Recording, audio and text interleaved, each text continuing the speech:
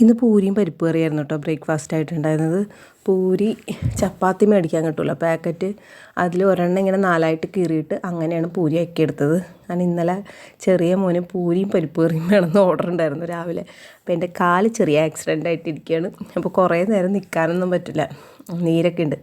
അപ്പോൾ അതുകൊണ്ട് പൂരി പാക്കറ്റ് മേടിക്കാൻ പറഞ്ഞത്. അപ്പോൾ അതവിടെ ഇപ്പോൾ വരുന്നില്ല എന്ന് പറഞ്ഞു സൂപ്പർ മാർക്കറ്റിൽ. പക്ഷേ അവർ പറഞ്ഞു തന്ന ഒരു ഐഡിയയാണ്, ചപ്പാത്തി ഇങ്ങനെ 4ആയിട്ട് കീറിയിട്ട് വെളിച്ചെണ്ണയിൽ വറുത്തെടുത്താൽ നല്ല ടേസ്റ്റാണ്. അപ്പോൾ അതൊന്ന് ട്രൈ ചെയ്യാമെന്ന് വിചാരിച്ചു. നല്ല ടേസ്റ്റ് ആയിരുന്നു കേട്ടോ, ശരി അവർ പറഞ്ഞത്.